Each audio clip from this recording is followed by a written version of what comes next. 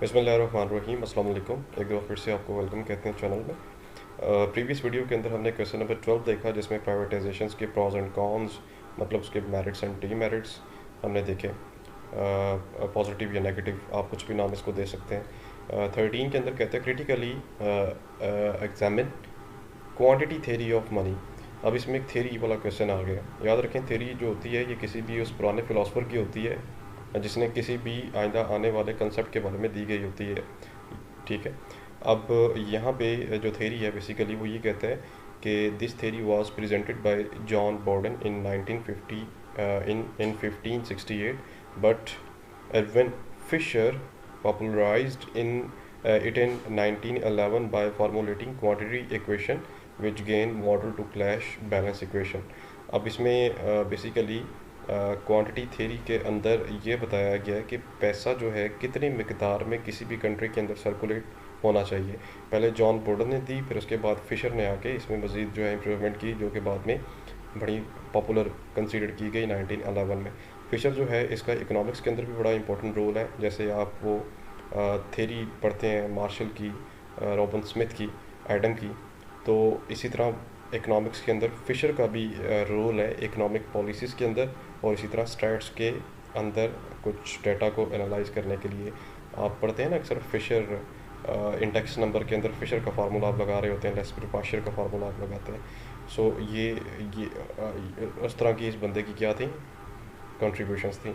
इसकी कुछ एक्सप्लेनेशन के अंदर चलते हैं। वो ये कहते हैं the simplest quantity theory can be explained as when the quantity of the money is increased in the society, the balance level also increased and the value fall. On the other hand, when the quantity of the money declines, the price level is also decline and the value of the money increase। यानी मुल्क के अंदर जितना जितना ज़्यादा पैसे की circulation कम होगी, उतनी ही चीज़ों की जो प्राइजेज़ हैं उसमें कमी आएगी और पैसे की वैल्यू में इजाफा होगा। जैसे मैं ये कहता हूँ, जब हर बंदे की जेब में पैसा होगा ना, तो पैसे की वैल्यू कम हो जाएगी। ठीक है। जैसे अगर मैं पुरानी बात करता हूँ, आज से अगर 10 या 15 साल पीछे हम देखें, अगर किसी को 100 रुपीज़ यदि मिलती थी तो वो बड़ा कंसिडर किया जाता था कि उसको 100 रुपीज़ मिल रही है। लेकिन आज के दौर में अगर 1000 भी आप ईदी दे दें तो उसको वो कहते हैं जी मुझे इसमें और इजाफा करें। What does it mean? इसका मतलब ये है कि आपके कंट्री के अंदर 15 साल के बाद पैसे की सर्कुलेशन में इजाफा हो गया, जिसकी वजह से उसकी वैल्यूएशन में कमी आ गई है, यानी उसकी वैल्यू में कमी। अगर पैसे की सर्कुलेशन किसी भी कंट्री के अंदर कम होगी तो उसकी वैल्यू में इजाफा होगा। हर बंदे की जेब में जिसमें थोड़े पैसे हैं वो कहेगा यार इसको बचा के रखो, क्योंकि ऑलरेडी मुल्क के अंदर कम पैसे सर्कुलेट कर रहे हैं। तो और साथ साथ जो चीज़ों की जो प्राइसेस हैं वो भी कम होना शुरू हो जाएंगी अगर पैसे कम सर्कुलेट होंगे। अगर पैसे ज़्यादा सर्कुलेट मार्केट के अंदर होंगे तो प्राइसेस में भी इजाफा होगा। So this is the basically quantity theory of the money. अब आगे अगर हम चलते हैं, वो स्टेटमेंट ऑफ द थ्योरी की बात कर रहा है। कहता है according to the Irving Fisher की बात कर रहा है। कहता है other things remain the unchanged. दूसरी चीज़ें जो है अदर थिंग्स अनचेंज अगर रहें, as the quantity of the money in circulation increase, the price level also increase in the direct proportion and the value of the money decrease and vice versa. कहते हैं अगर बाकी चीज़ें जो हैं बाकी फैक्टर चेंज नहीं होते। फॉर एग्जांपल बाकी फैक्टर से क्या मुराद है? अगर कंट्री के अंदर पॉलिटिकल सिचुएशन जो है वो बरकरार रहती है, अगर कंट्री के अंदर बाकी एक्टिविटीज़, हेल्थी जो एक्टिविटीज़ होती हैं वो भी चल रही है, एजुकेशन सेक्टर आपका डिस्टर्ब नहीं हो रहा, या इन्फ्लेशन डिफ्लेशन रेट बरकरार है, तो कहते हैं कि अगर पैसे की वैल्यू में इजाफा उस वक्त होगा जब उसकी सर्कुलेशन और प्राइसेस कम होगी। अगर पैसे की सर्कुलेशन ज़्यादा है और प्राइसेस भी ज़्यादा हैं तो उसकी वैल्यू में कमी आएगी। वाइस वर्सा का मतलब होता है कि अगर मैं एक बात कर रहा हूँ तो अगर मैंने साथ में बोल दिया ना वाइस वर्सा, मतलब कि उस बात का उलट। फॉर एग्जांपल मैंने अगर ये बोला है कि अगर पैसे की सर्कुलेशन ज़्यादा है उसकी वैल्यू में कमी और प्राइसेस में भी इजाफा होगा, और साथ में मैं लिख देता हूँ वाइस वर्सा। फिर इस बात का ये मतलब है कि अगर पैसे की सर्कुलेशन कम है, प्राइसेस भी कम होंगी और उसकी वैल्यू बढ़ जाएगी। ठीक है। अब फिशर के कुछ इक्वेशंस हैं जी, ये आप याद रखें। यहाँ पे P stand for price, T stand for volume of transaction, M stand for quantity of money, V stand for velocity of circulation. Velocity मतलब कि कितनी स्पीड के साथ पैसे सर्कुलेट कर रहे हैं, सॉरी। उसके बाद M stand for credit money, यानी जो पैसे आप उधार पे लेते हैं, and V stand for velocity of the credit money, यानी कि कितनी स्पीड के साथ आप जो है क्रेडिट मनी में आप इंक्रीज़ कर रहे हैं, यानी उधार में आप जो पैसे दे रहे हैं किसी को उसकी स्पीड क्या है। तो यहाँ पे ये कुछ एग्जांपल्स हैं जी। M स्टैंड फॉर 100, M ये जो कॉमा है इज इक्वल टू 200 है, V5 V comma, V stand for velocity of money and V comma stand for velocity of credit money, ठीक है। एंड T का मतलब क्या था जी? T का मतलब था volume of transaction and P का मतलब है प्राइस लेवल, ठीक है। अब ये फार्मूला आप लगाएं तो आपके पास जनाब आंसर आ जाएगा 50 या 30, ठीक है। व्हेन M इज़ डबल, ये कुछ एग्जांपल्स हैं, ठीक है। ये आपने एग्जांपल क्या करनी है, एक दफ़ा इसको नोट डाउन कर लेनी है और यही आप लिख दें अगर आपको पेपर के अंदर आती हैं। उसके बाद कुछ एजम्पशंस आ रही हैं जी। वो कहते हैं ये जो आपकी थ्योरी है इसकी क्या एजम्पशंस हैं, कि एजम्पशंस से मुराद ये होती है कि क्या मफरूज़ात ऐसे हैं जिसकी बेस पे आपकी थ्योरी बिल्कुल ठीक कंसीडर की जाती है। No change in barter trade, barter trade से मुराद ये है कि जो भी आप ट्रेड कर रहे हैं उसके अंदर किसी भी किस्म की चेंज नहीं आनी चाहिए। कहते हैं if the barter trade decrease the use of the money increase, but if barter trade increase in the use of money decrease. No change in the volume of the trade, आपकी trade में भी किसी किस्म की कोई भी change नहीं आनी चाहिए। अच्छा बेटे यहाँ पे बता दूँ कि बार्टर ट्रेड क्या होती है। एक तो बार्टर सिस्टम आपने पढ़ा हुआ है ना कि एक्सचेंज होता है चीज़ों का, तो इसी तरह पैसा दे के भी आप क्या कर रहे होते हैं, चीज़ों के बदले चीज़ों का एक्सचेंज कर रहे होते हैं। No change in volume of trade, trade के अंदर भी चेंज नहीं आना चाहिए। ये नहीं है कि आपकी इंपोर्ट्स ज़्यादा हो गई, एक्सपोर्ट कम है, एक्सपोर्ट्स ज़्यादा हो गई हैं और इंपोर्ट्स आपकी कम है। No change in credit money की बात कर रहे हैं कि क्रेडिट मनी से मुराद ये है कि जो आप बिल ऑफ एक्सचेंज चेक्स वगैरह देते हैं इसके अंदर भी किसी भी किस्म का चेंज नहीं आना चाहिए।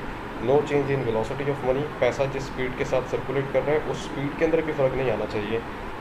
मतलब कि पैसा अगर इन केस एक साल के अंदर आप 1 करोड़ का उधार देते हैं तो अगले साल ये ना हो गया 10 करोड़ का उधार देना शुरू कर दें, this is called the velocity. Short period की बात कर रहे हैं जी, they theories applies in change of price only in the short period, यानी जो पीरियड शॉर्ट होता है ना, जैसे ये 2-3 साल का होता है उसके ऊपर इम्प्लीमेंट होती है ये थेरी। आपको पता है हर साल के बाद कंडीशंस जो हैं वो चेंज होना शुरू हो जाती हैं। फुल एम्प्लॉयमेंट, ये थेरी उस वक्त भी इम्प्लीमेंट की जा सकती है जब एम्प्लॉयमेंट लेवल किसी भी कंट्री के अंदर फुल होता है। फॉर एग्जांपल जो वहाँ पे फैक्ट्री ऑफ प्रोडक्शन हैं जैसे land, labour, capital and organisation है, ये फुली तौर पे यूटिलाइज़ किए जा रहे होते हैं, ठीक है। No change in the hidden money, जो भी हिडन मनी है जी, ठीक है, उसके अंदर किसी भी किस्म का कोई चेंज नहीं आ रहा। In the circulation then the prices will not be change. Hidden money कब आपकी होती है या उससे मुराद क्या है कि no change in the quantity of the hidden money, यानी जब कंट्री के अंदर क्या होता है कि प्राइस लेवल इंक्रीज़ नहीं ना हो रहा होता तो हिडन मनी का कंसेप्ट सामने आता है। यानी जब आपके कंट्री के अंदर प्राइस लेवल बरकरार रहता है तो ऑटोमेटिकली आपकी सेविंग्स जो होती है नेशनल लेवल पर वो बढ़ना शुरू हो जाती है। कुछ क्रिटिसिज्म इस पर आ रहा है जी थ्योरी के ऊपर, वो क्या है जी, सबसे पहले कहते हैं सर्कुलेशन ऑफ दी मनी, कि मनी की जो सर्कुलेट है वो कहते हैं किसी भी कंट्री के अंदर आप अपनी मर्ज़ी से कंट्रोल नहीं कर सकते, ना ही उसकी जो वेलोसिटी है वो आप कैलकुलेट कर सकते हैं कि कितनी स्पीड के साथ मनी जो है वो सर्कुलेट हो रहा है। Removed in the rate of interest की बात कर रहे हैं कि another serious defect is that theory does not take into the consideration of the influence rate of interest, यानी जो banks rate of interest charge करते हैं ना लोन देते हुए, वो भी इस थ्योरी के अंदर उसके बारे में जिक्र नहीं किया गया।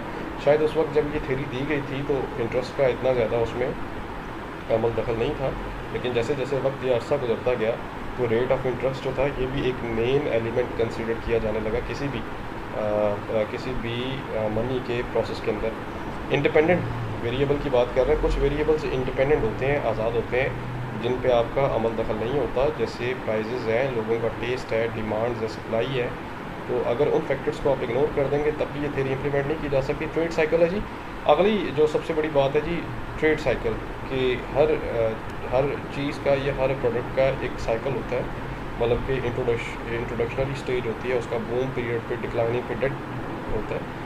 तो जब भी कोई चीज़ नई आती है किसी भी मार्केट के अंदर, तो फिर क्या होता है कि उसकी प्राइस वो पहले एफर्ट करती है, फिर उसकी प्राइस ज़्यादा होती है, प्राइस ऑटोमेटिकली कम होना शुरू हो जाती है।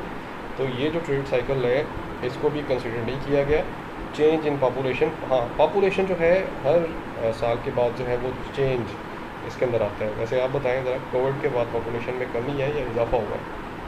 ठीक है, तो ये है कि इस थ्योरी के अंदर पॉपुलेशन को भी कंसीडर नहीं किया गया कि पॉपुलेशन जो है वो उसमें इजाफा होता रहता है। और उसके बाद वो कहता है इग्नोर्स लॉन्ग पीरियड, जैसा कि इस ऊपर ये देखा गया था कि थ्योरी जो है वो शॉर्ट पीरियड के ऊपर कंसीडर करती है, लॉन्ग पीरियड को इग्नोर किया गया। तो थेरी तो असल में वो चीज़ या वो सक्सेसफुल रहती है ना जो लंबे अरसे के लिए इम्प्लीमेंट की गई हो। इग्नोर। उसके बाद स्टैटिस्टिकल थेरी की बात कर रहे थे। स्टैटिस्टिकल थेरी में वो ये कहता है कि the world is a dynamic and things are changing at a fast speed. The changing words ups and downs in the economy can not be explained under the theory. कि जो dynamics है ना वो जो चेंज हो रहे हैं बड़ी स्पीड के साथ, अप्स एंड डाउन चल रहे हैं, उनको एक्सप्लेन सही तरीके से नहीं किया गया। ठीक है, डायनामिक्स बेशुमार किस्म के हो सकते हैं, जैसे मार्केट्स के अंदर ट्रेंड चेंज होता है, लोगों के टेस्ट चेंज होते हैं, सोचें चेंज होती हैं। ये सारी की सारी आपकी स्टैटिस्टिकल एनालिसिस में चीज़ें चली जाती हैं, उसको भी कंसीडर नहीं किया गया। स्टोर ऑफ वैल्यू है जी, वैल्यूज़ जो लोगों की होती हैं। The theory ignores that the money hold by the people. हाँ, जो लोगों के पास पैसे सेविंग्स में पड़े हुए हैं, पुरानी जायदादें हैं, उसको भी इग्नोर किया गया है। उसकी वजह से भी ज़ाहिर है पैसे के सर्कुलेशन में इफ़ेक्ट पड़ता है। अनएम्प्लॉयमेंट है जी। थेरी के ऊपर एक अजम्पशंस में ये बात लिखी गई थी कि फुली एम्प्लॉयड, यानी एम्प्लॉयमेंट लेवल फुल होना चाहिए, लेकिन ऐसा हो ही नहीं सकता कि किसी भी कंट्री के अंदर एम्प्लॉयमेंट लेवल फुल हो, कहीं ना कहीं अनएम्प्लॉयमेंट भी होती है। सो ये बेसिकली थेरी थी, एक दो दफ़ा पेपर में आई हुई है। क्वांटिटी थेरी थी मनी की, इसमें कुछ उसकी एजम्पशंस हैं, कुछ उसके बारे में डिटेल है। तो ये आप जो है वो आप देखें, इसमें अगर कोई बात पूछने वाली हो तो आप ज़रूर पूछें। Thank you so much for watching. इंशाल्लाह अगली वीडियो अगले लेक्चर के साथ अपना ख्याल रखें। अल्लाह हाफ़िज़।